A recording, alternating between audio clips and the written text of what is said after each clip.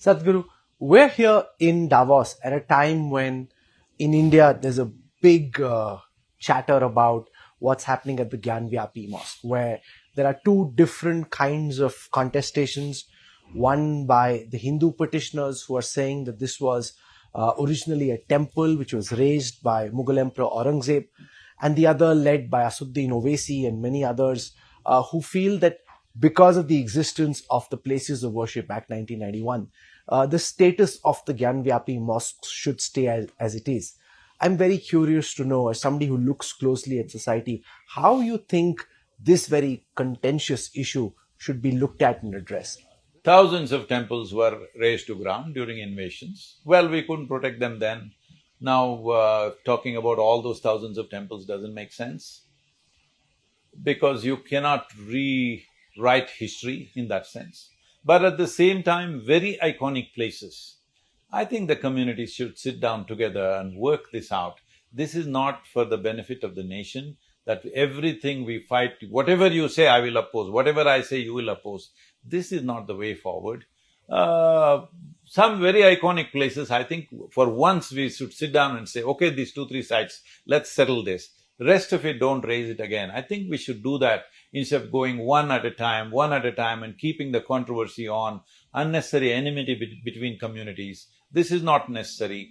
I feel as a civilized society, for once we should sit down and say, okay, what are the issues? Can we settle it or not? We should sit down and settle it. There must be some give and take in this. About this particular thing, I am not conversant with the news, so I don't want to make a comment on that. But I feel that will be a way forward for both the communities, above all for the nation. It's important. I think we should stop thinking in terms of Hindu community and Muslim community. Right now, India is at a juncture where if we do the right things, we could be a significant nation in the world in terms of economy, in terms of political power, in every way. Nation could become a very significant force in the world. I don't think we should squander this, going on making everything into a big dispute. I know local politics, people will try to play for their advantage.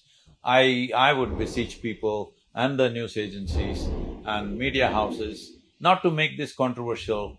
Just make sure that we go towards a solution once for all, rather than raking it up every few years.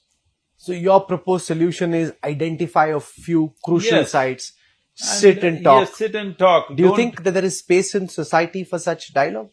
There is definitely space, we just have to create the willingness. In this, media houses have a significant role.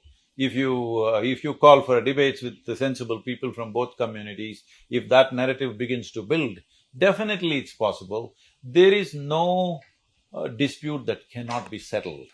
There's been this demand that there be a Truth and Reconciliation Commission, like there was in the post-apartheid era in South Africa, where this business of denial ends and the barbarism of Mughal emperors and of invading armies is accepted, and then begin a process of truth and reconciliation. Definitely, something like that, not necessarily in the same terms, because that was of a different nature.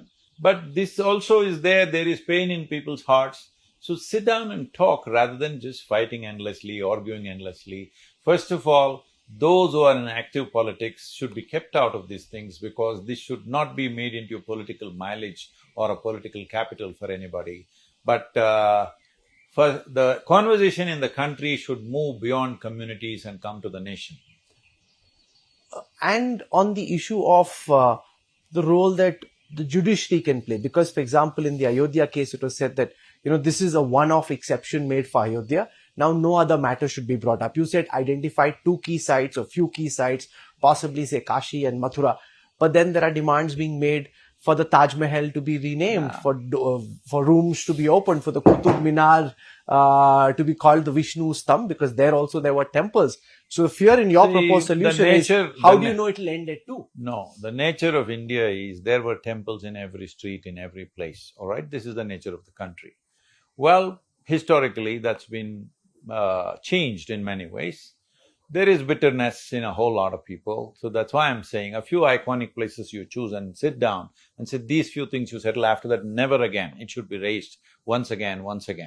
At the same time, whatever historical blunders or cruelties that have happened, there must be some kind of, if not, I'm not even asking for apologies or anything because there are no Mughals sitting there to apologize for you. Muslims of the country are Indian citizens, all right? So, there is nobody there to apologize to you. Mughal kings are not sitting there to apologize. There's no such thing. Little reconciliation, okay, something has been taken away from you, okay, let's settle this. This approach should come. Above all, we must settle these things quickly if you want nation to move ahead.